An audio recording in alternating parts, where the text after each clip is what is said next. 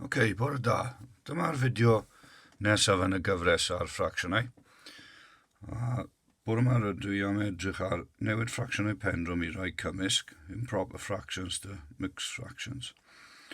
Gyda'r un gyntaf, ni'n edrych ar 3 dros 2, 3 hanner mewn am meddwl.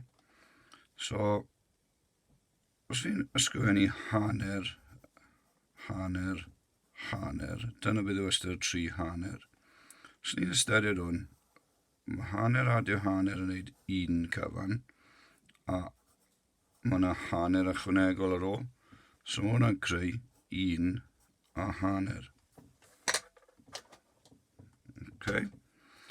Gyda'r un arall, mae yna 9 chwarter. So mae gen i bar fan hyn, fi'n mynd i dorri i 9 ddarn hafal. 1, 2, 3, 4, 5, 6, 7, 8, 9. Os fi'n rhoi cwarter yn bob un o'r reina, cos mae yna 9 ohonyn nhw.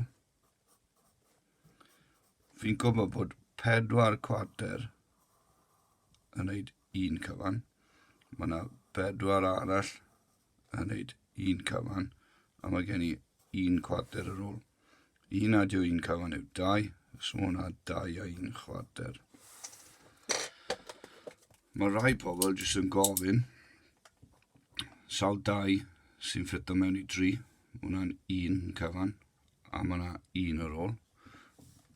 So mae hwnna'n 1 a hanner, a fan hyn, faint o 4, sawl 4 sy'n mewn 9. Mae hwnna 2 cyfan, 2 lot o 4 yw 8, sy'n gadael 1 ar ôl, a chi'n rhannu fe gan 4.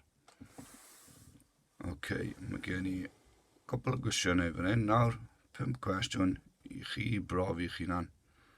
Ydych chi gallu newid ffracsiynau pendrwm i rai cymysg? Pob lwc.